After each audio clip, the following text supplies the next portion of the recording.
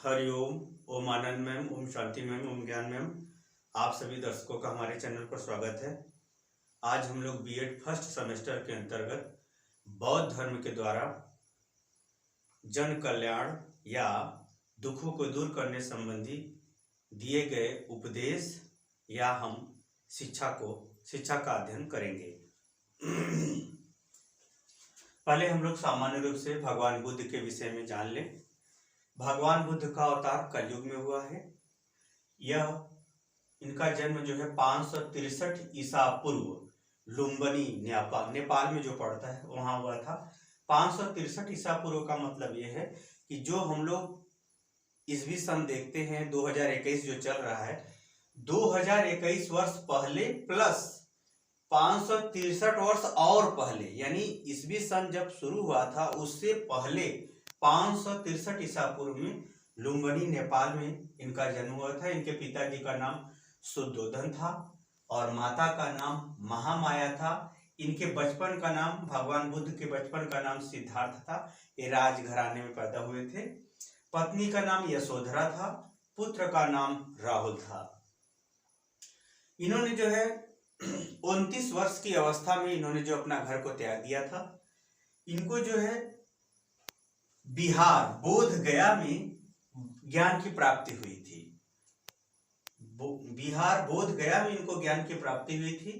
इन्होंने अपना पहला उपदेश सारनाथ वाराणसी, जिसको काशी कहते हैं, उत्तर प्रदेश में इन्होंने पहला अपना उपदेश दिया था। और इनका जो जीवन काल है लगभग 45 वर्ष की अवस्था में इन्होंने अपना शरीर त्याग दिया, जो उत्तर प्रदेश के कुशीनगर में इन्होंने अपने शरीर को त्याग दिया था। इन्होंने जो उपदेश दिया था उसमें कहा था, बताया था कि इस संसार में दुख ही दुख है। संसार में क्या है? सिर्फ दुख ही दुख है। वैसे भी देख लीजिए, इन्होंने अगर साधारण ढंग से समझिए, जैसे बालक जन्म लेता है तब भी दुख है, मरता है तब भी दुख है।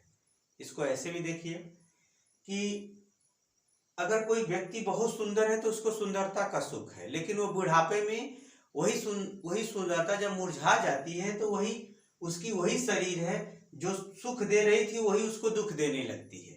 इसी तरह से हर क्षेत्र में, सभी क्षेत्रों में आप देख सकते हैं। जैसे कपड़ा है, नया है तो सुख दिया, जब वही कपड़ा पुरान हो जाता है तो वही दुख देने लगता है। अर्थात परिणाम क्या है? सबका दुख ही दुख है। इसलिए भगवान बुद्ध ने अपने उपदेश में कहा, इस संसार में दुख ही दुख है और इस दुख का कारण क्या है? तृष्णा, इच्छा। जहां इच्छाएं उत्पन्न होती हैं, जहां कुछ दूसरे से अपेक्षा की जाती है, वहां दुख आज नहीं तो कल निश्चित हाथ आने वाला है। इस संसार में दुख ही दुख है और उस दुख का कारण क्या है? तृष्णा। आप दूसरे से अपेक्षा रखोगे तो भी आपको तकलीफ होनी है, ये तय है। आपको अपने शरीर से भी अंत में दुख ही मिलने वाला है।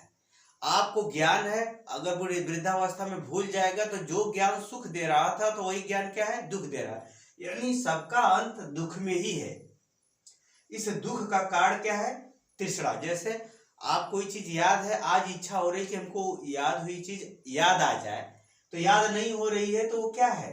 याद न होने का कारण क्या है? तृष्णा है ना। आज उसकी आवश्यकता है इसलिए मुझे याद करना है, और याद नहीं आ रहा है तो वो दुख का कारण बनता है। यानी आप अपने से भी इच्छा करो या विधाता या दूसरे व्यक्ति से इच्छा करो या संसार से इच्छा करोगे तो आपको दुख निश्चित रूप से मिलेगा। इस दुख का कारण उन्होंने बताया, तृष्णा बताया था। भगवान जो बुद्ध का जो अवतार हुआ था उस समय समकालीन शासन जो है, समकालीन शासक और अशोक सम्राट थे। इन्होंने अपने धर्मों का प्रचार प्रसार श्रीलंका, भूटान, तिब्बत, बर्मा इत्यादि देशों में अपना करवाया था। उस समय जो है एक प्रकार से समझिए कि जो सनातन धर्म है उसमें कर्मकांड, पाखंड और वर्ण आश्रम में वर्ण संकरता इतनी अधिक फैल चुकी थी कि जिसके जो है एक प्रकार से संभ्रांत स्थितियों को दूर करने संबंधी परिस्थितियों में यह बौद्ध धर्म उत्पन्न हुआ था या बौद्ध धर्म आया था।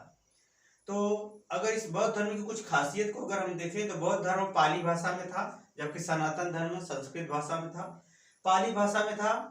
वर्ण आश्रम को समाप्त कर दिया। इन्होंने कहा कि नहीं, सभी लोग अध्ययन कर सकते हैं, सभी लोग सभी कार्य को कर सकते हैं, इस पर आधारित ये था।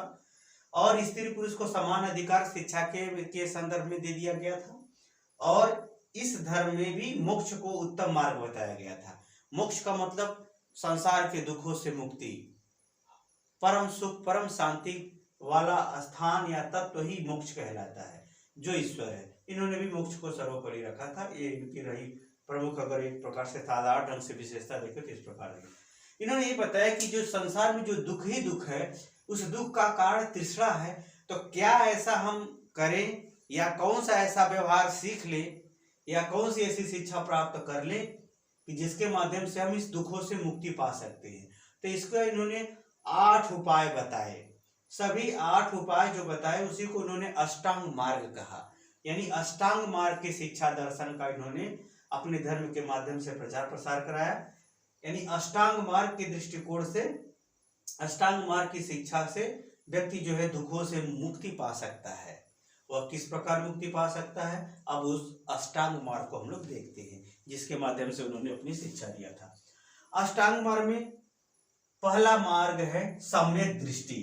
सम्यक दृष्टि का मतलब यहाँ क्या है, यानी सम्यक प्रकार, ठीक प्रकार से व्यवस्थित और नियंत्रित दृष्टिकोण का विकास करना सम्यक दृष्टि कहलाता है। यानी सम्यक का मतलब नियंत्रित, संतुलित, व्यवस्थित, सही प्रकार क्या कहलाता है, सम्यक कहलाता है। ठीक है, सम्यक का अर्थ हुआ नियंत्रित, संतुलित, व्यवस्थित, ठीक प्रकार से, उसको हम क्या कहते हैं, सम्यक।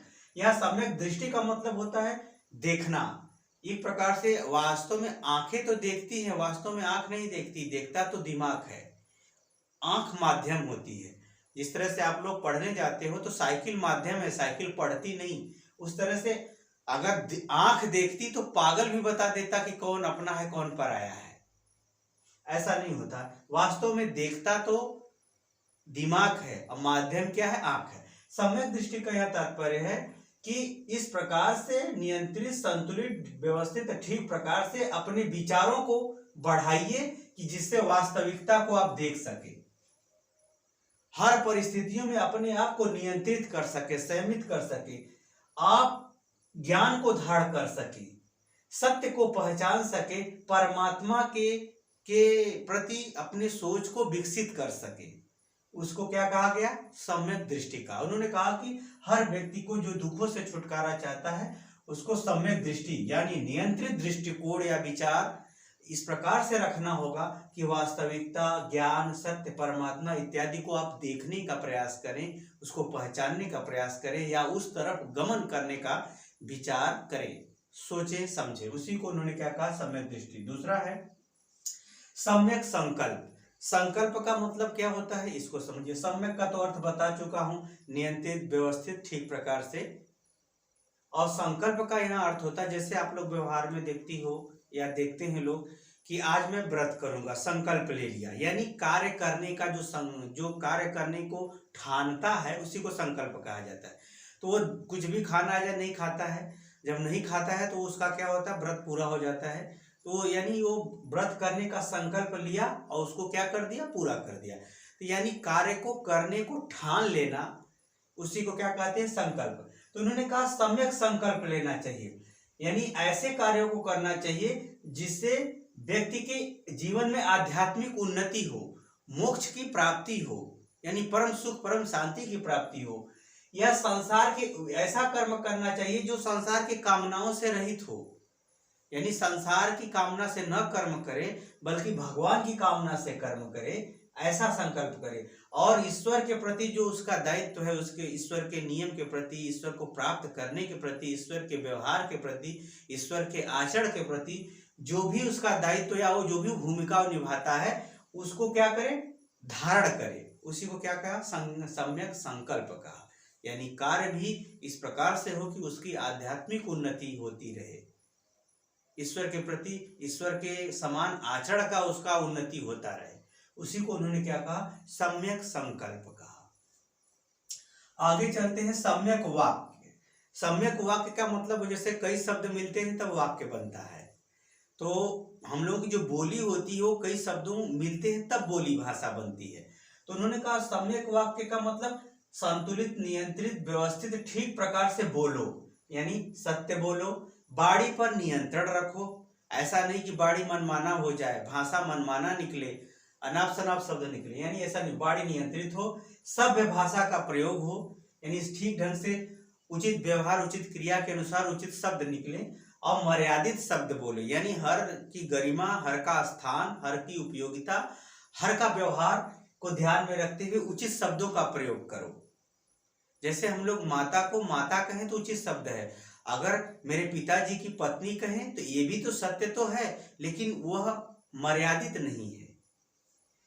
इसलिए जो है यानी देश काल वातावरण के अनुसार उचित शब्द बोलो। ऐसे अगर इस तरह से बोला जाएगा तो ये हमारे दुखों को दूर करने में सहायक होगा, हमको पवित्र और अच्छा बनाने में सहायक होगा। इसलिए उन्होंने तीसरा मार्ग बताया, सम्यक वाक्य, यानी सत्य बोलो, सही बोलो, मर्यादित बोलो, नियंत्रित बोलो, सभ्य ढंग से बोलो, इस ढंग से। फिर उन्होंने चौथा मार्ग बताया, सम्यक कर्मांत। कर्मांत का मतलब यहाँ होता है, सम्यक का मतलब तो बता ही दिया हूं, नियंत्रित, व्यवस्थित, ठीक प्रकार से। कर्मांत का यहाँ अर्थ होता है कि कर्मों, अच्छे कर्मों के प्रति संयमित रहे। जैसे अच्छे कर्मों के प्रति और अच्छे कर्म करने वाले लोगों के प्रति सद्भावना का विकास करें। सद्भावना का, जब आप अच्छे कर्मों के प्रति और अच्छे कर्म करने वाले लोगों के प्रति अगर आप विचार रखेंगे तो वैसी शक्ति का आपके अंदर क्या होगा, विकास होगा। अर्थात जो अच्छे कर्म है, जैसे दया, क्षमा, सहानुभूति रखना, त्याग करना, यानी आप सुखी हो, आपका मित्र दुखी है तो आपने अपने सुख को छोड़ करके मित्र का दुख दूर करने में आप लग गए, यानी आपने अपने सुख का त्याग कर दिया। उसी तरह से समाज संसार के लिए बलिदान करने वाला, अहिंसा इत्यादि बहुत सारे ऐसे हैं जिसके प्रति जो है आप क्या रहे, सद्भाव, सद्विचार, सत्कर्मों के साथ उस कर्म को करते हुए करने की प्रेरणा रखें, कर्म करें, तो उसको क्या कहा जाएगा, सम्यक कर्मांत। तो इससे मिलेगा क्या, आपको अच्छे कर्म करने की जो है प्रेरणा और ऊर्जा और व्यवहार मिलता जाएगा। अच्छे कर्मांत का उन्होंने चौथा मार्ग बताया। पांचवा मार्ग बताया, सम्यक जीविका। सम्यक जीविका का मतलब, जीविका मतलब खान पान रहन सहन। सम्यक जीविका का मतलब उचित प्रकार से ईमानदारी की कमाई का भोजन करें, उचित कमाई करें, यानी अच्छे कार्य को करके आप अपनी कमाई आजीविका चलाएं, अच्छे साधन से चलाएं, ईमानदारी से चलाएं, और अपने भाग का ही आप अपने ग्रहण करें आजीविका। जैसे कई लोग कार्य कर रहे हैं तो जितना आपका हिस्सा बनता है बस उतना ही भाग को लेकर के आप उस कार्य को करें, या उस कर्म में अपने पारितोषिक ग्रहण करें, अपना मेहनताना ग्रहण करें। तो इससे क्या होगा, आपका जो है सम्यक जीविका जब आप करेंगे तो आपका मन, व्यवहार, विचार इत्यादि शुद्ध होंगे। इन्होंने बताया पांचवा मार्ग। छठा मार्ग बताया, सम्यक व्यायाम। व्यायाम का मतलब साधारण रूप से आप समझे, अभ्यास करना। जैसे शरीर का आप व्यायाम करते हैं डेली तो शरीर स्वस्थ रहता है, उसी तरह से उन्होंने बताया कि जब सम्यक व्यायाम करेंगे तो अच्छी सोच को बार बार दिमाग में घुमाइए, अच्छे व्यवहार को अपने बार बार कीजिए, क्रियाओं को, अच्छे कार्यों को आप अच्छे ढंग से कीजिए, आदर्श के जो जिसको आदर्श मानते हैं, जिसको आप अच्छा मानते हैं, जिस भगवान को अच्छा मानते हैं, उनके प्रति आप उनके व्यवहार को बार बार अपने जीवन में दोहराइए, कार्य को कीजिए, और अच्छे संकल्प को धारण कीजिए। ये सब धारण अभ्यास और प्रयास के माध्यम से आप करते रहेंगे तो उत्तरोत्तर आपकी आध्यात्मिक उन्नति होती जाएगी, आध्यात्मिक उन्नति होती जाएगी, जिसमें परम सुख और परम शांति की वृद्धि होती चली जाएगी। इसको उन्होंने कहा सम्यक व्यायाम। सातवां बताया उन्होंने, सम्यक स्मृति। सम्यक स्मृति की जैसे आप ये समझिए व्यवहार में, जैसे कि हमको याद है कि हम वहां घूमने गए थे तो मुझे बहुत अच्छा लगा, जैसे ही मैं याद करता हूं तो वहां की सारी चीजें हमारे दिमाग में आ जाती हैं।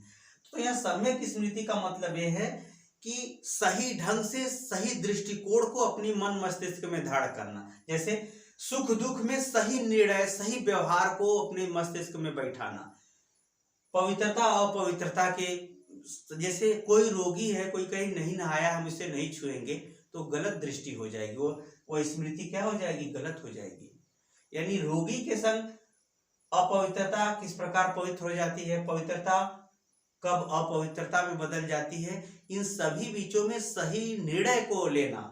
उसी तरह से लाभ हानि, जय पराजय, ज्ञान अज्ञान, संतुलित दृष्टि, इत्यादि में संतुलित दृष्टिकोण को अपने मन मस्तिष्क में धारण करना सम्यक स्मृति कहलाता है। यानी सही दृष्टिकोण, सही बातों को या सही अभिक्षमता को अपने मस्तिष्क में धारण करना सम्यक स्मृति कहलाता है। फिर उसके बाद भगवान बुद्ध ने बताया कि जब 7 मार्गों का आप व्रत का यानी 7 मार्गों से आप शिक्षा ग्रहण करके व्यवहार करेंगे तो आप 8वें मार्ग पर चले आएंगे, 8वें मार्ग को प्राप्त हो जाएंगे, जिसमें कहते हैं सम्यक समाधि। समाधि में आप लोग सामान्यतः सुने होंगे कि कोई साधु बहुत दिन तपस्या करता रहा, उसको समाधि लग गई, उसको भूख प्यास नहीं लगती रही, अपना भगवान को खोजता रहा और उसके शरीर में से एक शरीर निकल करके वह आत्मा परमात्मा इत्यादि बातों में वो चिंतन करता हुआ तपस्या करता रहा, ऐसा आप सुनते हैं। उसी तरह से सम्यक समाधि का यह तात्पर्य यह है कि जब इन 7 मार्गों का आप पालन करेंगे तो आपको परम ज्ञान को ग्रहण करने की या ज्ञान को समझने, जांचने, परखने की परम दृष्टि प्राप्त हो जाएगी, परम दृष्टि प्राप्त हो जाएगी। अर्थात वास्तव में इस संसार को अज्ञान ने ढक रखा है, वह अज्ञान का पर्दा हट जाएगा, आपको ज्ञान की परम दृष्टि मिल जाएगी, जिसमें आपको किसी विषय को चिंतन करने की यानी समस्या का समाधान करने की, विचार करने की, किसी बात को ध्यान पूर्वक समझने की, निधि ध्यान इत्यादि के माध्यम से आप वास्तविकता को देख सकेंगे, वास्तविकता का आप दर्शन कर सकेंगे और प्रकृति के वास्तविक रहस्य को आप समझ जाएंगे। जब आप समझ जाएंगे तो एक प्रकार से समझिए आपको मोक्ष मिल जाएगा, प्रकृति का आवरण हट जाएगा। अर्थात इस प्रकृति को अज्ञान ने ढक रखा है, वह अज्ञानता आपकी दूर हो जाएगी। इस प्रकार से जो दुख है यानी वो जो अपना दुख है, चाहे अपने शरीर से मिलता हो चाहे अपने किसी व्यवहार से मिलता है, जो दुख है, वेदना यानी भावनाओं से जो मिलने वाला दुख है, कष्ट मतलब दूसरों से जो मिलने वाला दुख है, इन सभी से क्या होगा, छुटकारा हो जाएगा। अर्थात सांसारिक और लौकिक इन सब विषयों से आप मुक्त हो जाएंगे, अर्थात मोक्ष को प्राप्त हो जाएंगे। इन्होंने इस प्रकार से अगर इनकी शिक्षा की बात किया जाए तो अष्टांग मार्ग से इन्होंने शिक्षा सिखाने और व्यवहार को करने, समझने, बुझने इत्यादि को बताने का प्रयास भगवान बुद्ध ने किया है, जिसको मैंने आपको समझा दिया। मुझे उम्मीद है कि आप समझ गए होंगे। यदि आप समझ गए हैं तो कमेंट बॉक्स में ज़रूर बताइए। और एक चीज़ आपसे बार बार रिक्वेस्ट है कि आप अपने व्हाट्सएप और फेसबुक और अन्य चैनल अगर आपके हों तो उस पर आप शेयर ज़रूर कीजिए, क्योंकि आपका शेयर करना, आपका कमेंट करना हमको अच्छा से अच्छा वीडियो बनाने के लिए प्रोत्साहित करता है। आज के लिए इतना ही। हरिओम।